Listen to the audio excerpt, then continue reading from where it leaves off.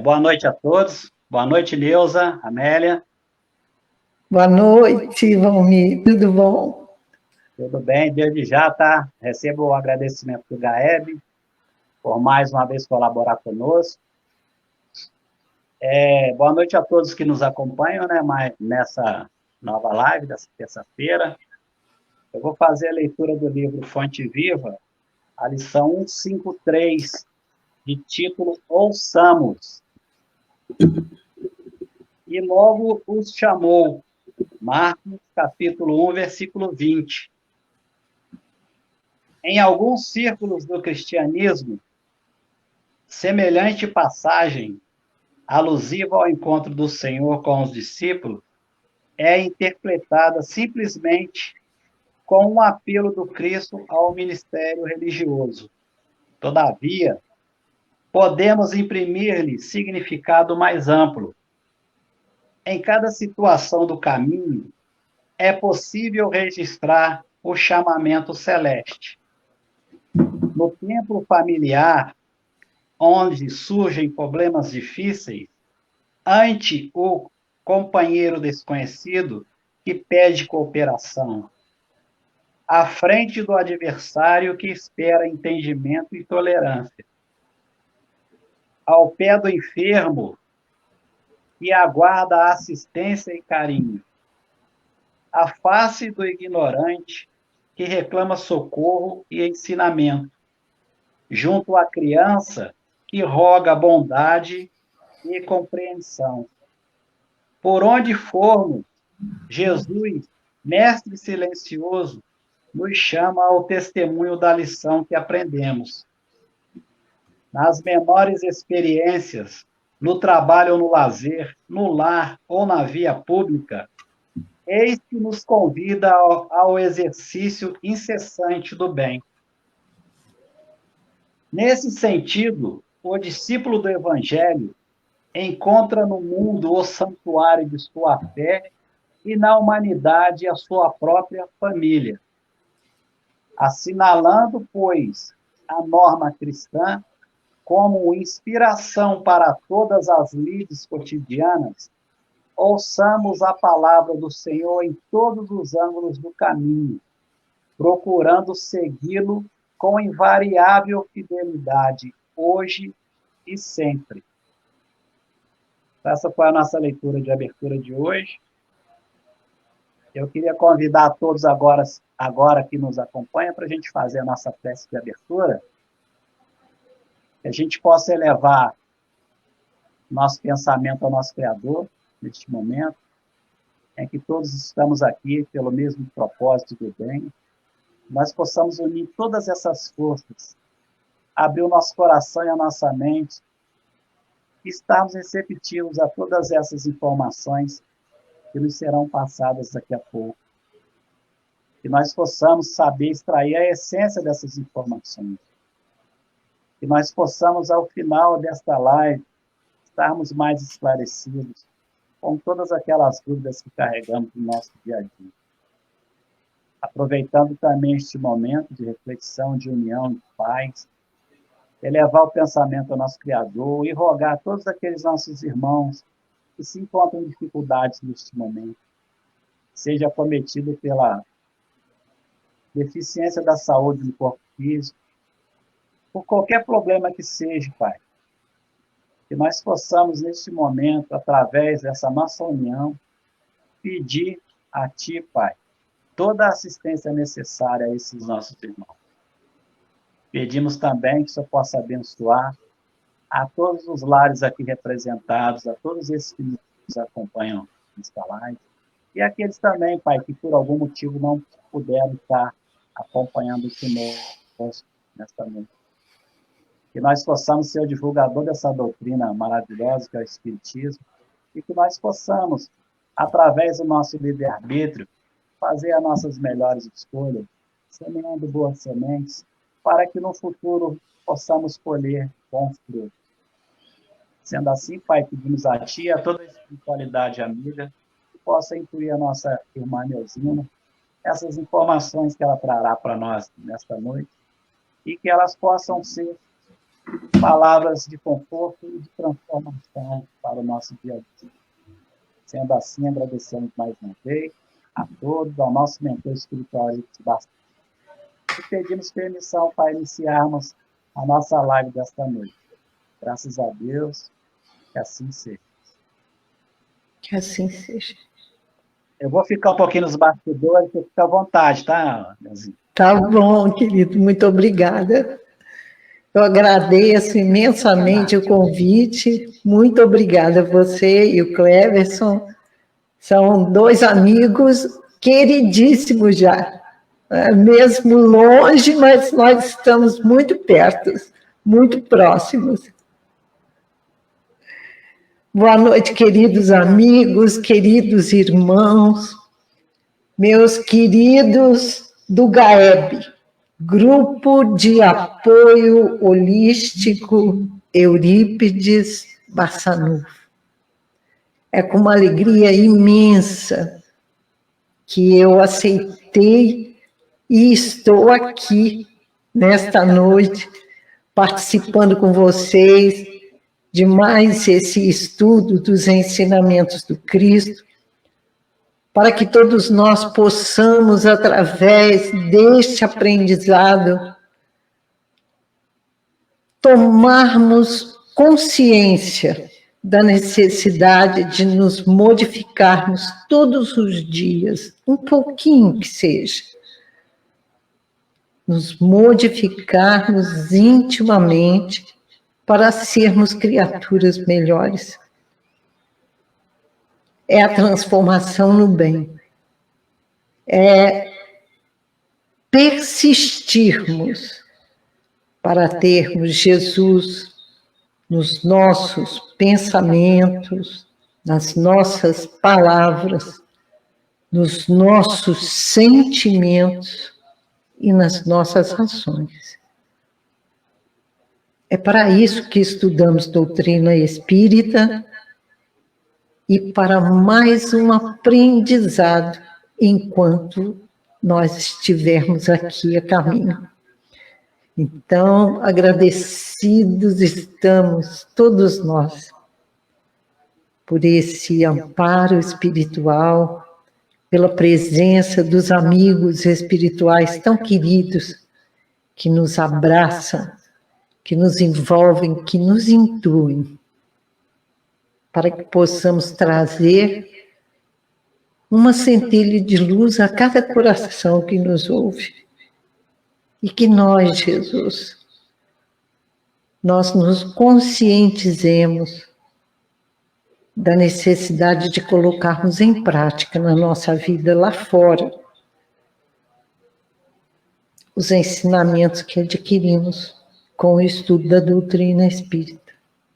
É para isso que estudamos, é por isso que estudamos e estamos aqui. As oportunidades se apresentam. Nós não podemos nos furtar, deixarmos para amanhã, porque senão nós estaremos agindo como as virgens da nossa parábola, que é o estudo da noite de hoje. Esse estudo é muito significativo e muito pertinente para o momento que nós estamos vivenciando agora. Ele encontra-se lá em Mateus, no capítulo 25, versículos de 1 a 13. E como eu costumo dizer, é dever de casa para todos nós, que procuremos reler para que possamos compreender melhor, logo mais, amanhã, semana que vem. E vamos anotando os questionamentos num caderno, para que numa oportunidade possamos perguntar às pessoas que estudam mais do que nós a respeito daquele ponto cruciante que nós não entendemos. Então, para que a gente possa tomar pé a respeito da parábola, nós vamos ler para que possamos relembrar.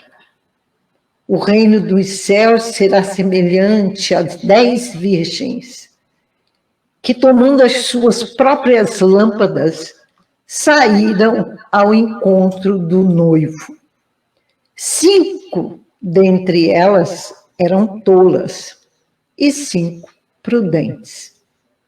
As tolas, tomando as suas lâmpadas, não levaram o óleo consigo, que era o azeite de oliva que eles utilizavam naquela época para acender as lamparinas.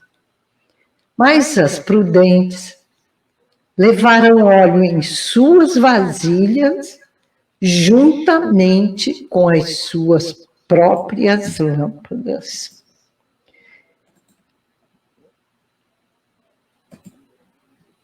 Tardando o noivo demorou a chegar. O que aconteceu? O que acontece conosco quando as coisas demoram demais? Ficamos abatidos, cochilamos e às vezes até adormecemos. E isso aconteceu com as virgens. Tardando o noivo, cochilaram todas e adormeceram. Mas à meia-noite ouviu-se um clamor: eis o noivo, saí a seu encontro. Então se levantaram todas aquelas virgens e preparam as suas lâmpadas. Elas se levantam do sono e começam a preparar a lâmpada para seguir o noivo. E disseram as tolas às prudentes: dai-nos do vosso azeite, porque as nossas lâmpadas estão se apagando. E daí as prudentes, aquelas que levaram azeite suficiente dentro da sua vasilha, juntamente com as suas lâmpadas, elas disseram: talvez não haja bastante para nós e para vós. Ide antes aos que o vendem e comprai-o para vós. Né? Corram e vão dar um jeito de comprar um azeite. E as 5 tolas saíram desesperadas para comprar o azeite, porque a lamparina delas estava se apagando. Enquanto elas foram comprar, veio o noivo. E as virgens que estavam com suas lâmpadas abastecidas entraram com ele para as bodas. E fechou-se a porta. E o que aconteceu? Depois as outras virgens vieram e começaram a bater na porta e disseram: Senhor, Senhor, abre-nos a porta. E o noivo então respondeu: em verdade eu vos digo que não vos conheço. Portanto, vigiai, porque não sabeis o dia nem a hora. Quer dizer, não sabeis o dia nem a hora da minha chegada. Mateus, como já disse, de 1 a 13. Muito bem. Então, vamos ver as sutilezas desse texto. Primeiro, vamos analisar as bodas. Será que um casamento judaico do primeiro século, é igual a um casamento hoje, atual? E aí, por que Jesus se utilizou de uma festa de casamento para deixar a sua mensagem. Vejam bem, lá em Oséias 2, capítulos 16, 19 e 20, no item 16, está escrito assim, é uma profecia. Naquele dia, declara o Senhor, você me chamará meu marido, não me chamará mais meu Senhor. No 19, eu me casarei com você para sempre. Eu me casarei com você com justiça e retidão, com amor e compaixão. No 20, eu me casarei com você com fidelidade e você reconhecerá o Senhor. Muito bem, tudo isso é uma simbologia. Aquela época, aqueles homens rudes, aos quais Jesus veio pregar, ensinar que o amor é a maior aquisição que nós podemos conquistar enquanto aqui estamos, eles não tinham como expressar essas relações transcendentais. Então, Jesus tinha de comparar com algo bem concreto, algo do dia a dia daquelas pessoas. E a relação mais concreta que eles possuíam era a comparação com o casamento. Porque o casamento era a coisa mais importante para eles. Representa, então, a relação do homem com Deus, na Bíblia, e está em todos os momentos simbolizada por um casamento. Toda vez que se refere a respeito de Deus e os homens, simboliza-se através de um casamento, porque era uma cerimônia importantíssima para aquele pessoal. A noiva. E a noiva? Quem será? A noiva não é citada na parábola. A noiva é uma informação de contexto. Quando nós começamos a ler, quando nós começamos a interpretar, nós começamos a entender. E se lermos atropeladamente, se não atentarmos para os detalhes, sem aquele entendimento do contexto, nós vamos entender aí que o noivo, ele deverá se casar com uma das virgens. Né? Porque a noiva, ninguém fala nela. Ela está embutida aí dentro dessa história, escondida. Então, vamos falar um pouquinho sobre as virgens. Quando hoje nós pensamos em virgindade, o que nos vem à lembrança? O que nos vem à cabeça? Qual o significado que nós damos? Será que os judeus daquela época pensavam assim, como nós pensamos hoje? Hoje, quando nós falamos virgem, é algo que ainda não foi tocado. A noiva era virgem. Entenderam agora? Né? Não havia sido tocada pelo marido. Ainda não havia se consumado o ato sexual. Então, o termo virgem, ele não se refere a corpos. Aquela época, não. Hoje, quando nós pensamos na palavra virgem, é a primeira coisa que a gente pensa. Aquela época, virgem simboliza a alma de quem procura se resguardar espiritualmente das corrupções do mundo.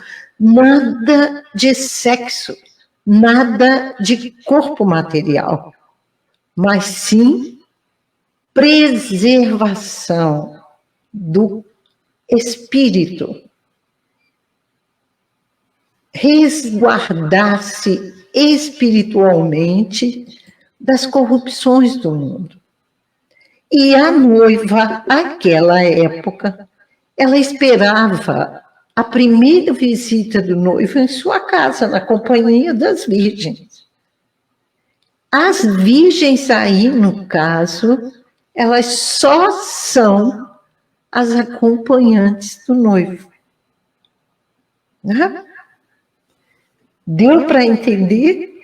É uma pena que nós não estamos numa plateia em contato físico mesmo, para que a gente pudesse conversar mais, trocar ideias a respeito do assunto. Mas qualquer dúvida que vocês tenham, pode colocar aí as suas perguntas, mesmo que não dê tempo da gente responder hoje, eu me comprometo, o Valmir pode encaminhar para mim e eu responderei com muito carinho a todos vocês, certo? Então, a noiva, aquela época, naquele tempo, ela ficava em casa e via o noivo uma única vez. Ela era prometida a ele desde o nascimento. E não tinha como fugir. Não tinha como. Porque havia um compromisso entre as famílias. Havia uma troca de bens entre as famílias. E aquilo era respeitado eternamente. Então, se o noivo visse a noiva, ou a noiva visse o noivo e não gostasse do que visse, não tinha jeito de fugir, não.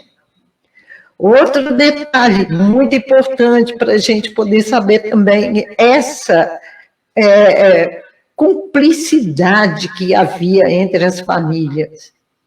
Depois do casamento, os noivos moravam com a família dele durante mais ou menos uns 7 anos, a fim de que ele pudesse construir a sua casa, arrumar tudo convenientemente para que ele fosse iniciar a sua vida sozinho. Então, a noiva, além de não conhecer o noivo, ela devia aceitar viver na casa dos sogros com a sogra. Será que nós hoje nos sujeitaríamos a esse tipo de atitude, de comportamento, de exigência? Recebermos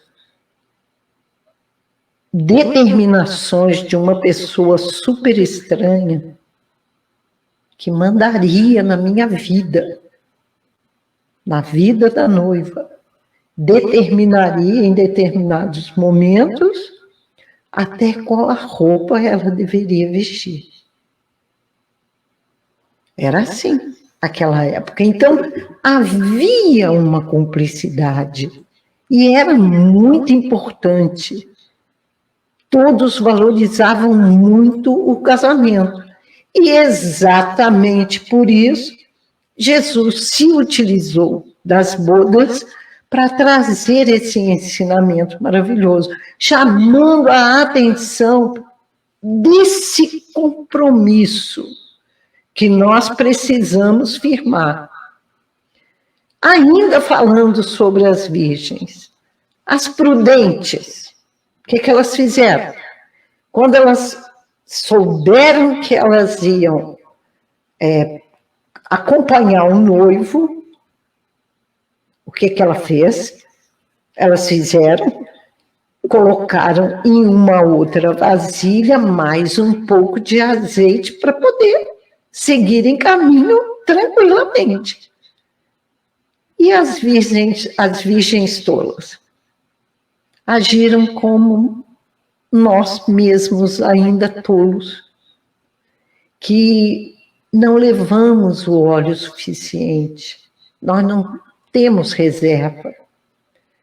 E aí o que a gente faz? A gente pede emprestado, a gente quebra o galho.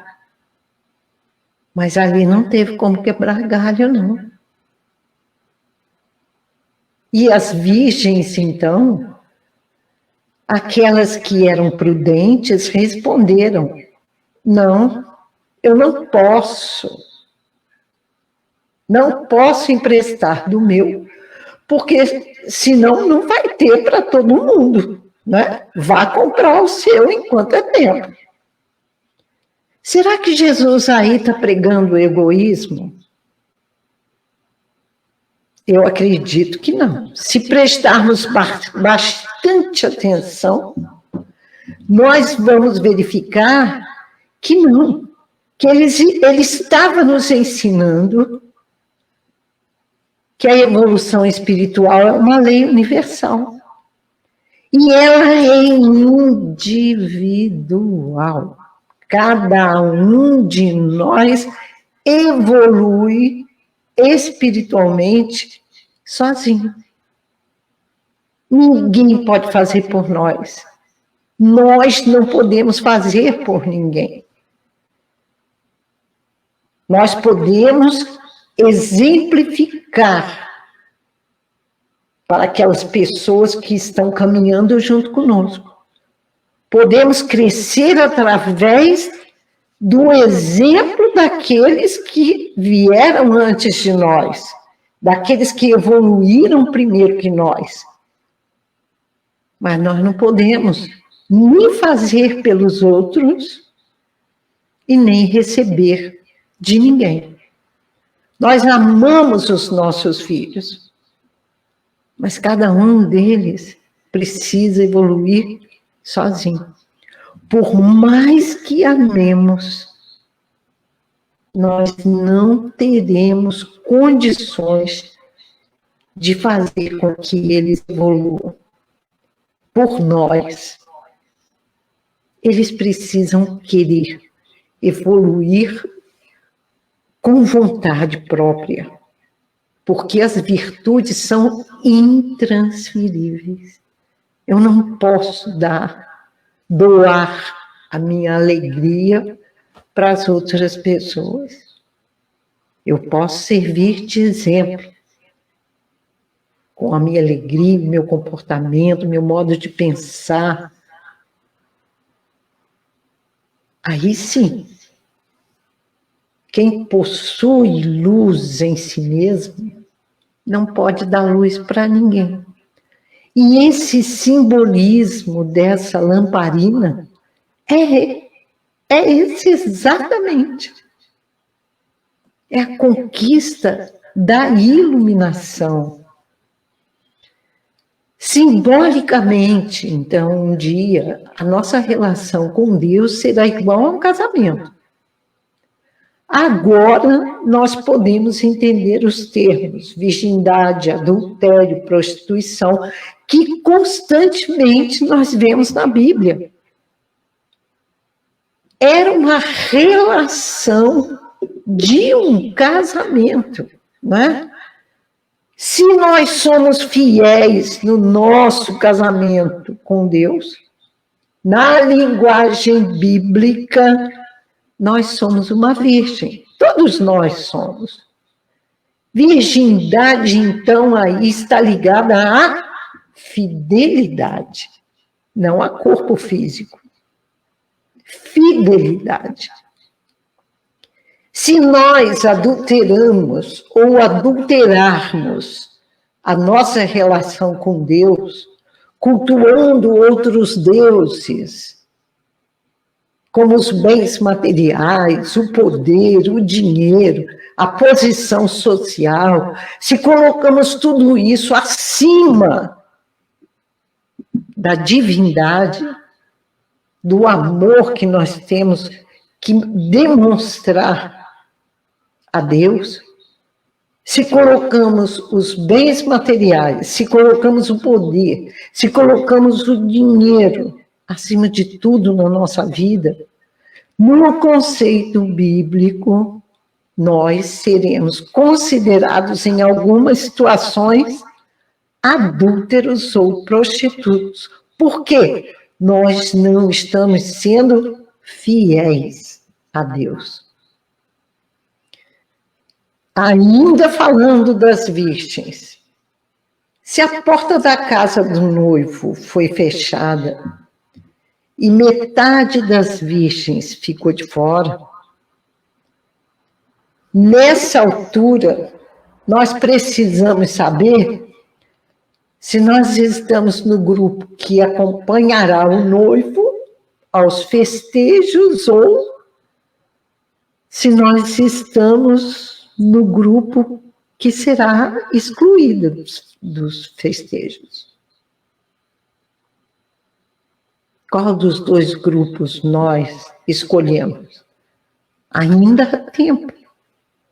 Mas não pensemos que esse tempo está muito esticadinho, não. Está pequenininho para nós. Nossa escolha tem que ser imediata, se por acaso nós ainda não a fizemos. Se nós ainda permanecemos tolos, é bom abrirmos os olhos. Porque vejam o que o noivo disse para as tolas. Porque vocês não sabem nem o dia, nem a hora. Hã? Vamos lá. É a mesma comparação da parábola do joio e do trigo, da separação, da porta larga, da porta estreita. Qual é a porta que nós temos escolhido? Será que somos joio ou será que somos trigo já? É uma escolha que nós fazemos. Né?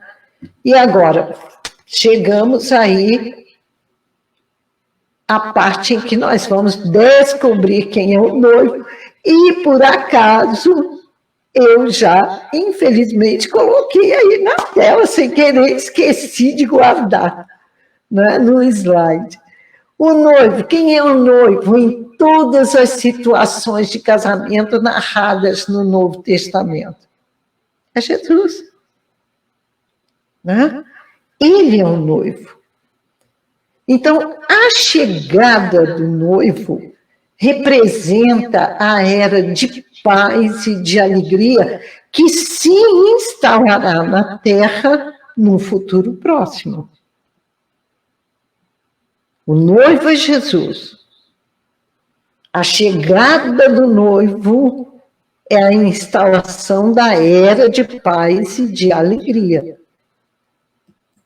É o mundo de regeneração que nós tanto aguardamos.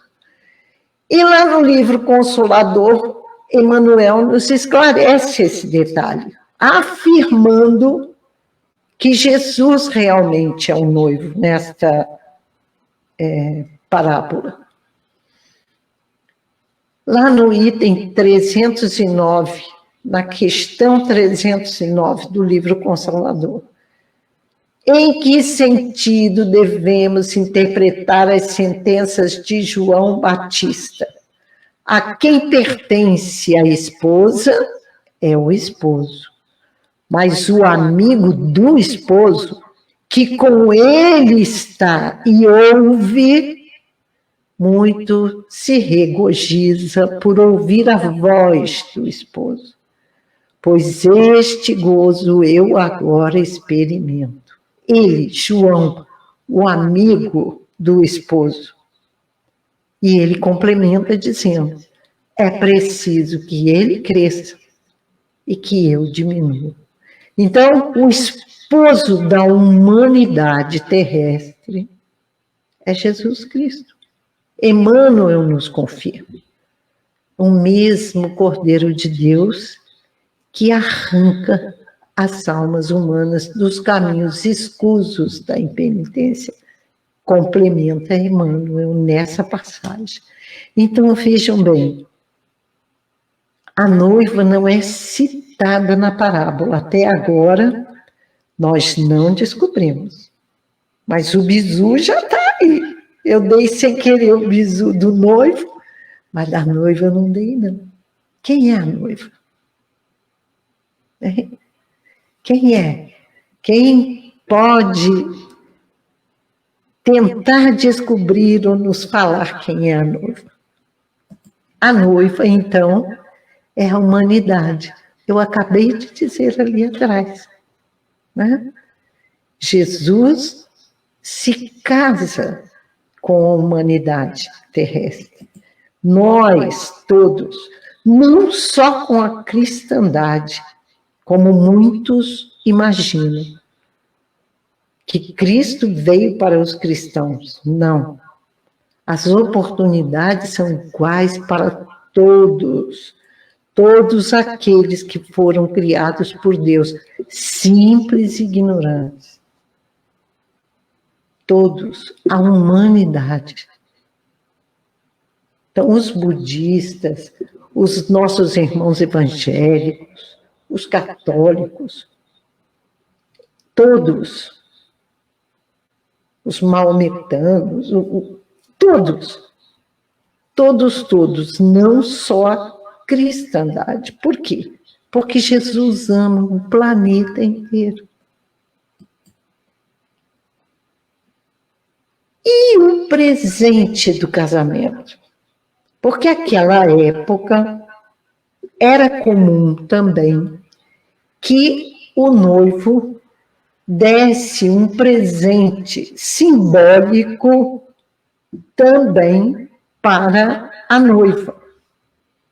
Geralmente era um anel de família, uma joia sem muito valor, mas que significava essa cumplicidade, essa união, essa fidelidade entre eles. Qual é o presente de casamento? Seria outro questionamento que nós faríamos a todos aí presencialmente. Mas eu dou um segundinho para que vocês possam pensar.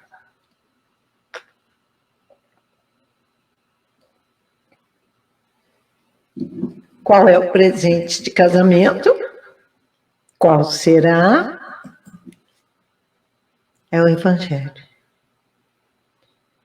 Aquela época era uma simples aliança, vamos dizer, um simples anel, que significava muito. O Evangelho é o presente que Cristo trouxe para a humanidade. Mas já falamos tanto do noivo, da noiva, das acompanhantes da noiva. E o casamento? Quando será esse casamento? Será que nós podemos marcar uma data no nosso calendário? Será que o nosso calendário se adequa ao calendário do Cristo? Será que é igual? Será que aquilo que eu quero é o mesmo que ele deseja, que ele já tem planejado para a humanidade? Ninguém sabe. Por esse mesmo motivo, ele colocou no final do seu ensinamento: vigiai, portanto, porque não sabeis nem o dia, nem a hora. Esse casamento se dará quando a Terra se tornar um mundo de regeneração. E quando ela vai se tornar um mundo de regeneração? Quando nós nos regenerarmos em primeiro lugar. Se estamos aguardando que Jesus transforme a Terra em um mundo de regeneração, de paz e de harmonia, onde não haja doença, onde não haja guerras, desavenças, só felicidade aqui existindo, nós estamos muito enganados. Tudo isso precisa ser plantado, regado, adubado, cuidado por nós, por cada um de nós, dentro dos nossos corações. Se queremos que a Terra se regenere rapidamente, nós precisamos fazer a nossa parte. E o que é que nós estamos fazendo? Será que estamos sendo como as noivas tolas?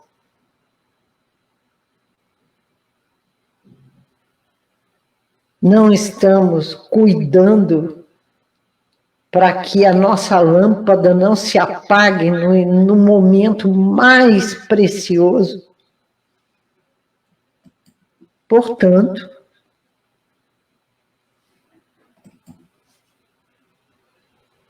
nós podemos dizer que esse noivado já aconteceu. Por quê? Porque a transição planetária já começou. Né? O casamento ainda não. Porque, como dissemos, o casamento acontecerá quando houver a regeneração do planeta. Toda a humanidade regenerada. O casamento será, então, a chegada do mundo de regeneração. Voltemos a analisar aqui as virgens. Vejam bem, Jesus faz uma proporção aqui bem razoável. 5 delas eram tolas e 5 prudentes. As tolas foram as que tomaram as suas lâmpadas e não levaram consigo o óleo de oliva. E as prudentes foram aquelas que levaram o óleo nas suas vasilhas e dentro das suas próprias lâmpadas. Quer dizer, guardaram uma reserva, estão preocupadas em não ficarem na escuridão. Não é? Quando o noivo chegou, as prudentes, elas tinham uma reserva e puderam recebê-lo. E as tolas ficaram sem combustível. E o que isso significa? Vejam bem, meus irmãos, no momento de transição pelo qual nosso planeta passa, cada um de nós precisa ter luz própria. E o que é que nós estamos fazendo para conquistar essa luz própria, essa iluminação interior? Da mesma forma, Jesus nos disse: brilhe a vossa luz diante dos homens. Está lá em Mateus, no capítulo 5, versículo 16. Ele nos convida. Faça a sua luz brilhar. Vem nos orientando há tanto tempo. E o que é que nós estamos fazendo? Ah, mas eu não entendi o que é ter luz própria. O que é ter luz própria? Vamos lá. Ter luz própria é amar. É ter valores morais definidos. é a conquista das virtudes, que é o tesouro que nós não perderemos jamais, que a traça não corrói, que a ferrugem não destrói,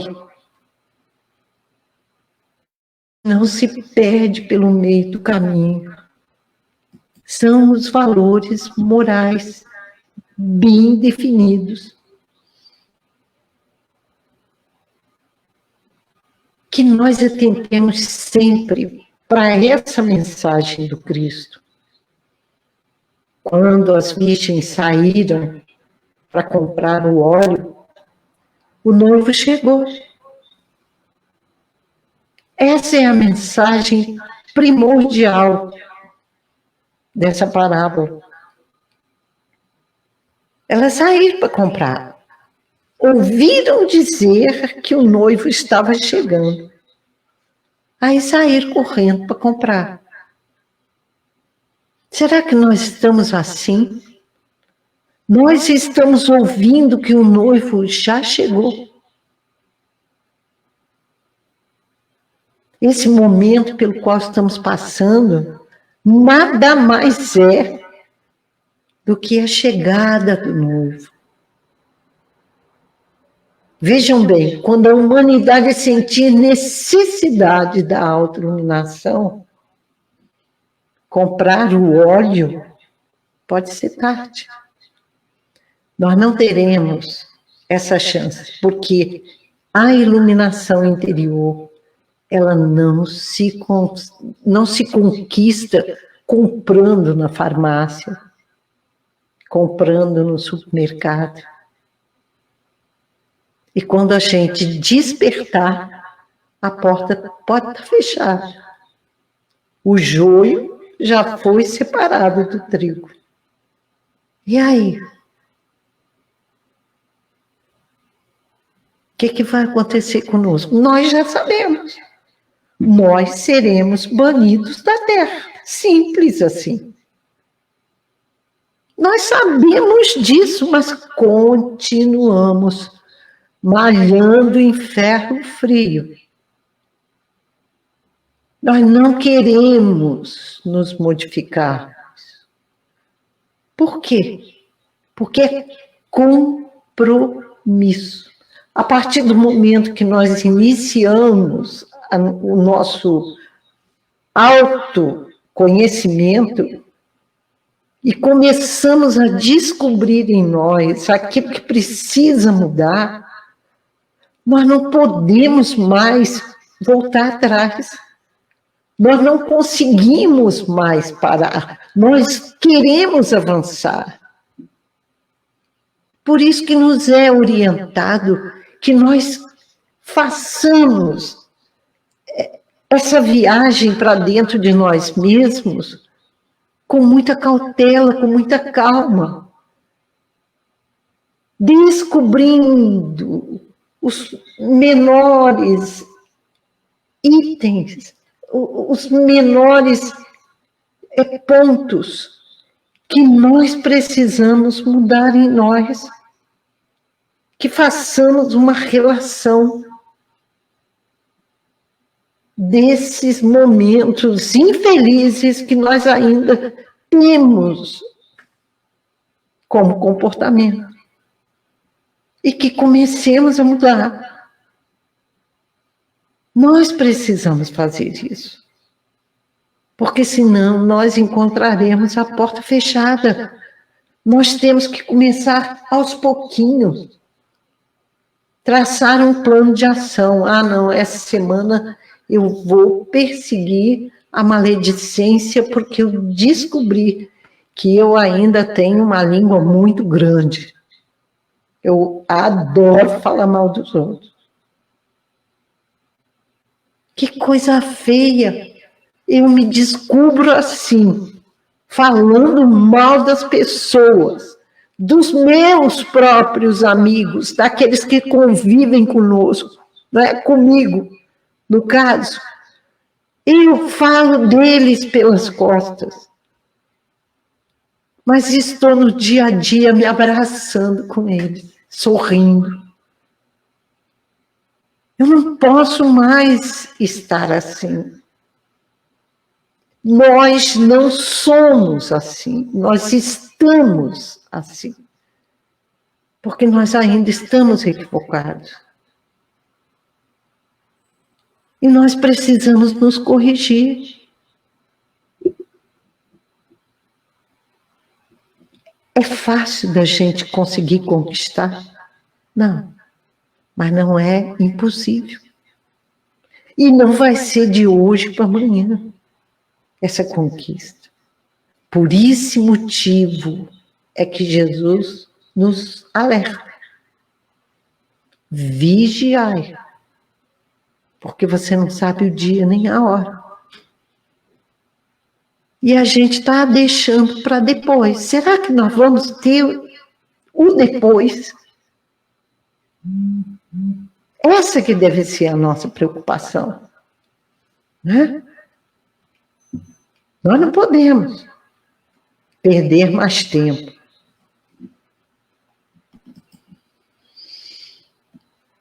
Qual é o conceito de luz própria? É o progresso individual. Nós podemos iluminar, mas não podemos dar luz para os outros. Nós precisamos aprender, então, a não depender do combustível dos outros. Não depender da luz das outras pessoas. Vejam bem essa página lá do livro Caminho, Verdade e Vida, de Emmanuel, que eu convido vocês todos a ler. Façamos a nossa luz. Assim resplandeça a vossa luz diante dos homens. É um chamamento. E Emmanuel nos alerta. Em meio à grande noite é necessário acendamos a nossa luz. A grande noite já chegou. Nós não estamos longe dela, não. Já chegou. E nós, talvez, não consigamos encontrar o caminho da libertação.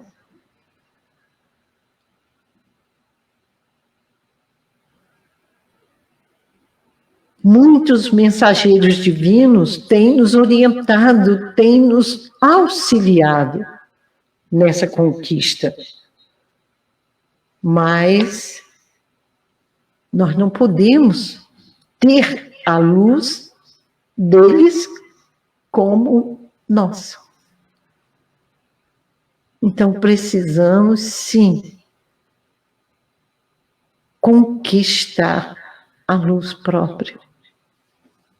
E Emmanuel encerra essa página dizendo: agradece ao que te ilumina por uma hora, por alguns dias ou por muitos anos, mas não esqueça a sua candeia, a sua lâmpada.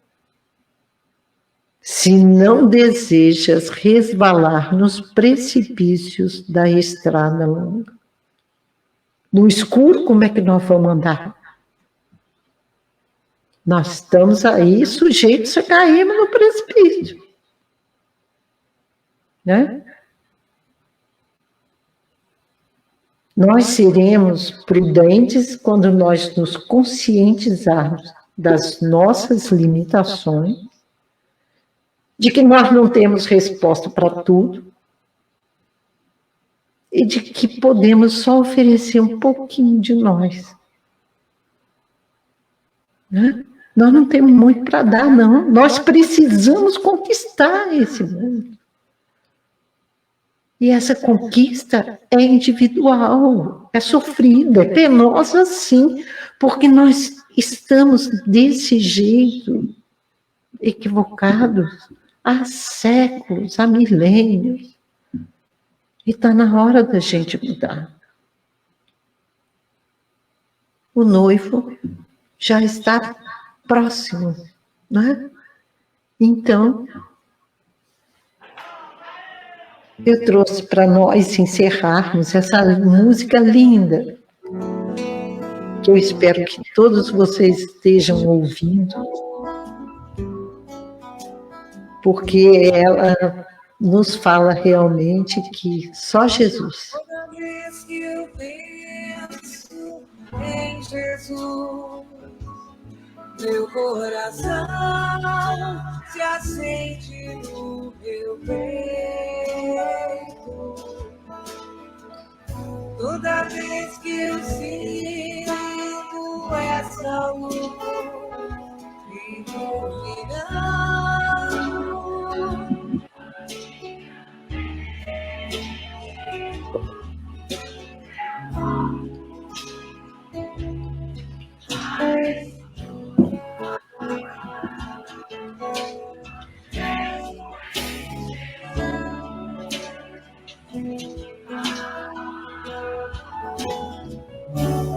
quando penso em Jesus, minha alma se perfuma numa doce vibração.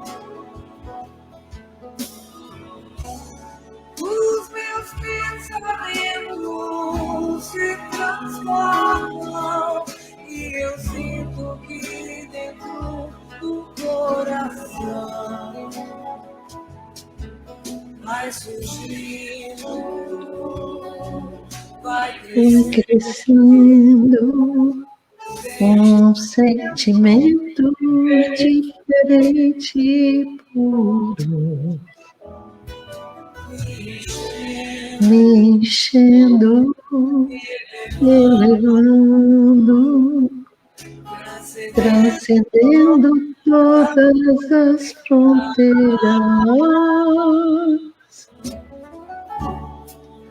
E o mundo inteiro é alegria, colorido como uma manhã de sol. quase grito de tanta felicidade. Meu sorriso não demora a despontar. Quando penso em Jesus, só quero amar.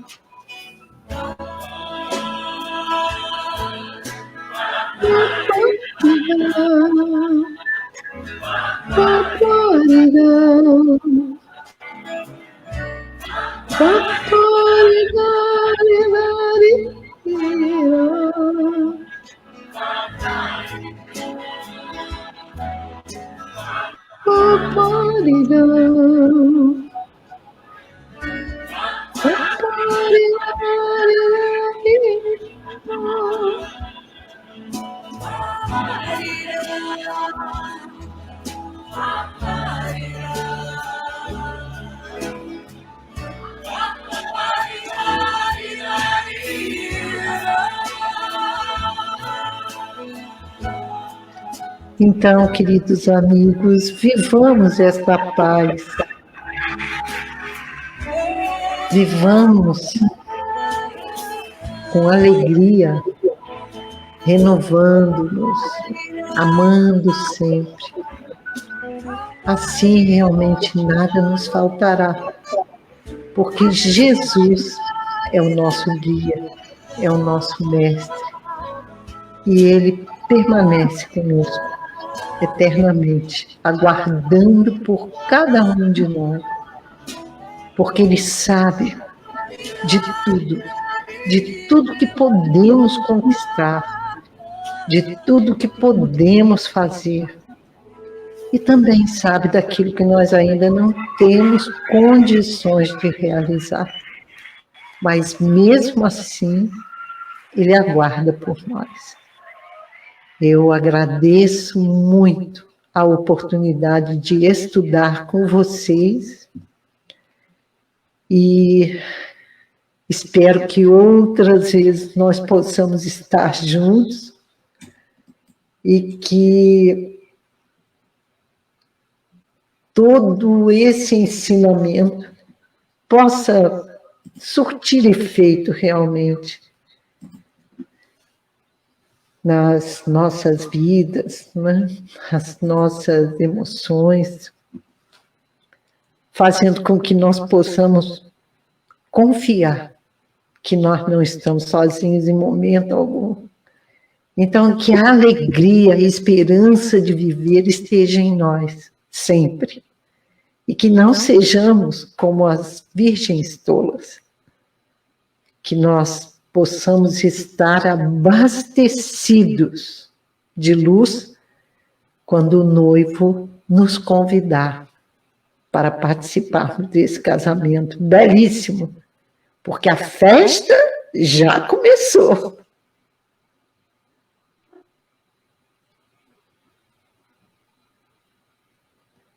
Deus, você faz a prece de encerramento para nós? Faço, sim, com muito prazer. Então vamos elevar os nossos pensamentos ao alto e agradecermos a esse noivo tão querido que nos trouxe esse presente maravilhoso, que é o seu Evangelho, firmando esse compromisso com toda a humanidade. Que Ele nos envolva na sua paz e na sua luz. Que nós possamos despertar para o amor, para a paz, para a fraternidade.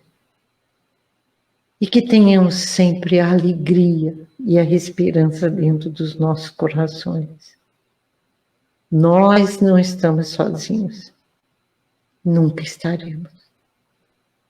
Confiemos e sigamos à frente. Ele espera por nós, por todos nós, porque Ele mesmo nos disse que nenhuma de suas ovelhas se perderia. Então, agradecidos, rogamos as bênçãos de Eurípides Barçanufo, que é o mentor espiritual desta casa. Que Ele nos envolva em muitas bênçãos. Graças a Deus.